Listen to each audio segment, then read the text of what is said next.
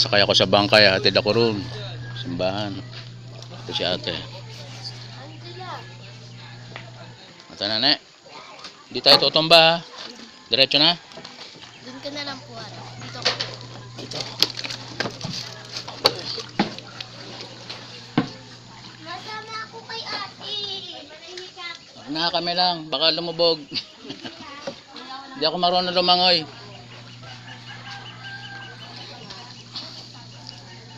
Bangkayera ko, 2 bata. Ito yung tower sa gitna. Tira kami noong 1973. Grade 1 ako. Doon sa Panghulo. Wala pang tubig dito na. Dito ka nakatira dati. Dito yung mga apartment dito noon. Kasi yung tatay ko nagtatrabaho sa Artex, yung pabrika. Ang dami dating reported dito lagi, ano, Channel 2, Channel 7. Hindi pa rin natanggal to. Kasi yung gitna niya noon may parang fish pen.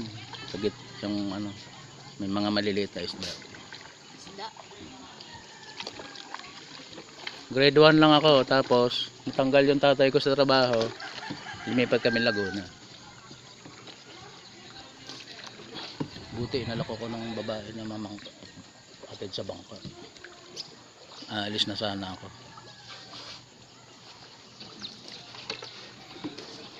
Pwede naman ako humarap din. Dito.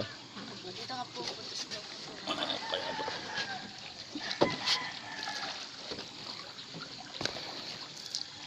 Nag-YouTube ba kayo?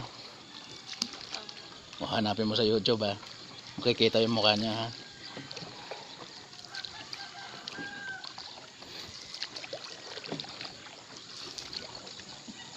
Dito yung hilera ng bahay natin, yan. Lugar na yan. Nasaan na po ang papa niyo? Namatay na, 2005. Pero tatay ko nagtuturo ng karate diyan sa simbahan. Kilala nga yung tatay ko diyan sa labas, eh. Yun, may motor pa doon.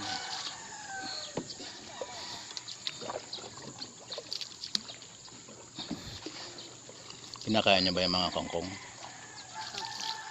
Hindi ba marumi? Nasaan lang po maigi? Saan ang mga CR ng mga bahay? Ano po? Sa- Tanggal na po. Saan dumudumi yung mga tao? May CR kayo?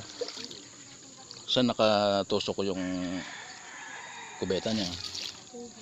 Sa tubig? Lumalabas.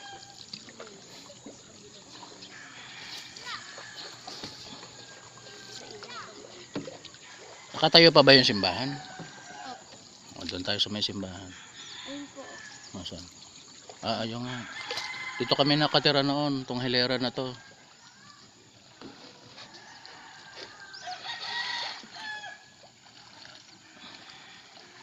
Nanay, nandito na kayo noong 1973. Si Mr. Tanho, yung nagtuturo ng karate. Nagtatrabaho sa Artex. Tatay ko yan. After 48 years old, ngayon lang ako nakabalik. Dito kami nakatira noon, eh. Mga Banyares, mga Alcantara. Si Mr. Tan. Namatay na noong 2005. Ako nagkakalembang dati dito, eh. 7 years old ako. Sa Pangulo ako nag-aaral noon.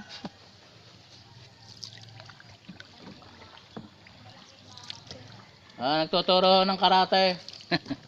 Kilala pala nila, eh. Siguro ito pinakamayaman dito kasi nasa gitna siya. Hindi rin. Hindi lang po nila. Binili nila. Tapos pinagawan po nila. Medyo banda rito yung bahay namin noon. Dito kami nakatira noon. Ako nga, mataas to dati, eh. Nakatingala kami noon, eh. Pag may misa, ako nagkakalembang diyan. Ito na yung simbahan. Buhay pa rin naman. Dito na kayo nakatira noong 1973? 73? Dito na kayo nakatira noon? 77. Dito kami nakatira noon. Nagtatrabaho kasi sa Artex tatay ko si Mr. Tan. Nagtuturo ng karate dito. Umalis ho kami siguro 74. Kasi natanggal siya sa Artex. Lipat kami Laguna. Nag-grade 1 ako sa Panghulo. Mga 1973 ho yun. Balik na tayo. Para ho, makita lang ng mga kapatid ko.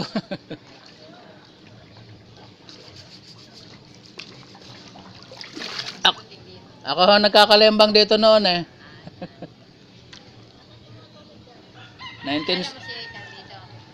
Ang tanda ko lang ho, Banyares, mga Alcantara eh. Dito. Banda ho rito, bahay namin noon. Oh.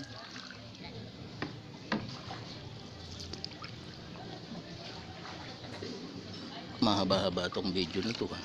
6 na minuto na. Dito tayo nakatira noon dati. Oh.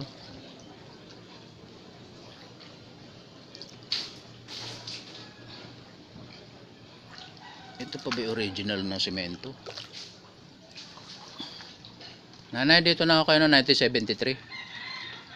Wala pa ako kayo na.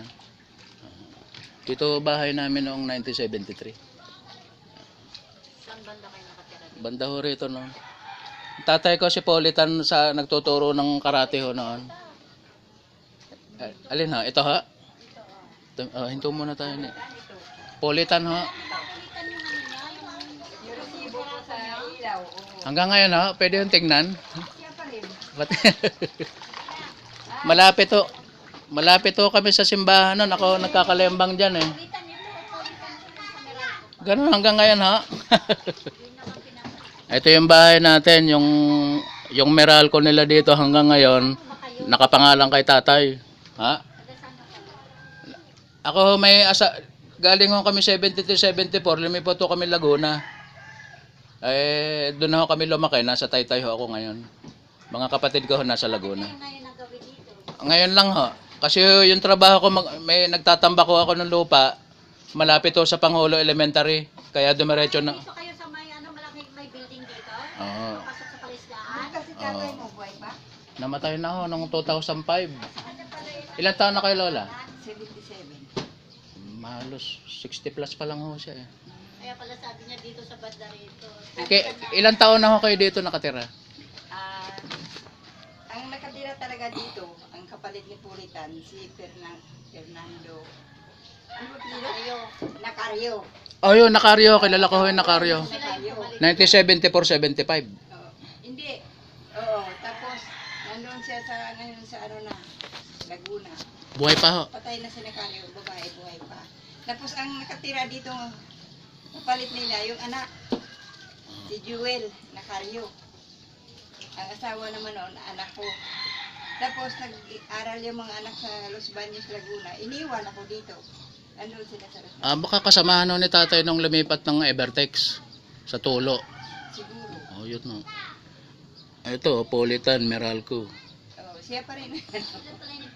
Baka may pinaglumaan ho kayong ganito. Dami yan. Hingin ko na lang ho to. Salamat. Marami yan, iniipon ko. Kasi pag nagbayad. Tagal na ho, Politan, panahon pa ho, Bago 70, yan, nung Marso yan. 73-74 ho. Buti, Buhay pa rin. buti inalok ako ng babaeng mamangka dito at nakita ko itong, ibig sabihin no, ito yung bahay namin. Oo. Kasi mahaba ho yung harapan nito, pwedeng garahehan. Ito yung apartment dati. Apartment. Kaya lang tinambakan namin kasi di na kami natuloy. Tumaas na ho. Sabi ko nga doon kayo tatay, doon yung nakapula ron. Ba't hindi ho patambakan ng trabaho ko, magtambak? Alam ba, mag-uusap. Malalim ho to. Malalim. Akala nyo yung dating itinambak sa bungad lang doon lang sa gate. Dati nung tinambakan, nung pinatambakan doon, 11 na dump truck yun, doon lang sa gate yun. Sa gate lang, kanila. Kasi yung tubig dito hanggang yung liit ito. buhangin pa na yung siniminto yun. Kasi may mga kakilala ho ako, walang matambakan, pwede itambak na libre. Ay, tapos libre. Tambak lang ng tambak hanggang unahan hanggang makarating na kung saan makarating. Libre yun. Libre lang ho yun. Yung walang matambakan, mga naguhukay sa kalsada, mga nawasa. Sana dito nyo ibigay. Eh basta ho, ano, iwan ko yung number ko. Ano yun, nakakutin mo sa gate? Hindi, ihulog naman ng truck yun eh. Eh basta hulog dapat do sa bungad. Oo, ihulog. Kung hanggang saan makarating, basta tapon lang ng tapon, libre ho yun. Ganun. Oo. Sana ano. May mga project ko ang nawasa, walang matapunan. Kaya ibibigay. Kung bibili naman ho, pwedeng bayaran 50 pesos, 100 pesos. 6-wheeler ho yun. Pang ano lang, pang sigarilyo. Parang pampalubag-lug lang pag merienda. Oh. Oo. Mga magdi-deliver. Ay, galing. Ito pala yung bahay natin noon. Ito. Kaya lang, Saan initilan mo pa kayo namin. umuwi ngayon? Galing akong Taytay kasi tatambakan ko ho Dito, yung saan kayo malapit dito na nakaano? yun na ho yung bahay ko, nakamotor ho ako. Kasi ho, Pinumuwi kayo sa Taytay araw-araw? doon ako nakatira. Ngayon lang ako pumunta kasi may tatambakan ho ako malapit sa Panghulo. Yung mahabang gate ho doon. Almusal ka ba? Odes? Almusal! Mawala daw pandesal lang. Wala pandesal lang.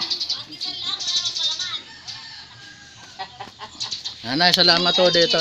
Papakita ko sa mga kapatid ko. Oo, yun. Buhay pa kamo si tatay doon. Nandun yung nakatira kamo. Sige po, panganak. Matanda yung naiwan doon kasi yung nakatira doon dati anak sa Los Baños, Laguna. May second floor ho dati to eh. Ito yung si Yung panahon na yun, namatay si Vic Pasia. 1973-74. Ako kasi 77 nakakita. Lumipat ako. Ako nga ho nagkakalimbang dyan noon ho eh. Pag may misa ho eh. yung nag-assist din ng radyo noong sound system, asawa ko. Patay na. Yung tatay ko nagtuturo ng karate dyan ho. So, pag may misa, siya ang nag-assist ng sound system. Sige po. Dito kami nakatira dito. Ito pala yung number ko. Saglit lang.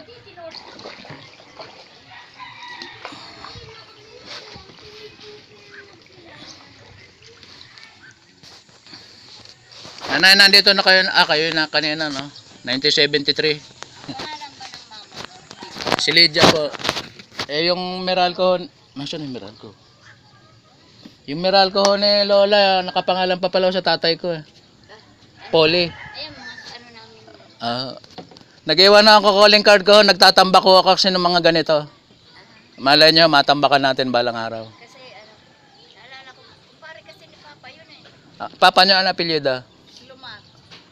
Baka matandaan. Ang alam ko may pinanganak doon ng tiyahin ko eh. Okay. Aha. Malaman ko siya. Apa. Kasi kami ang kauna-unahang bata dito nun eh. Tumanda na lang. Ilan taon na kayo? Ano na ako, 58 na. 48 ho ako. Kamusta sila mama mo? Namatay na ako si nanay. Tatay ho, 2005 namatay. Baka makabalik pa ako. Anong pangalan mo? Santiago ho yung aking pangalan, Bukbok. Nakay Lola ho yung number ko. Kasi nagtatambak ho ako sa mga ganito. Matanda rito eh. Diyan sa gate to, yung mga Perez. Ayan, mga kasabayan mo rin yan. Sige pa. Salamat ha.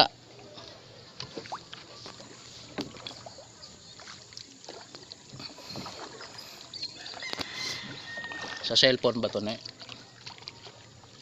Sa cellphone. Po. Signal, yung sa channel 5.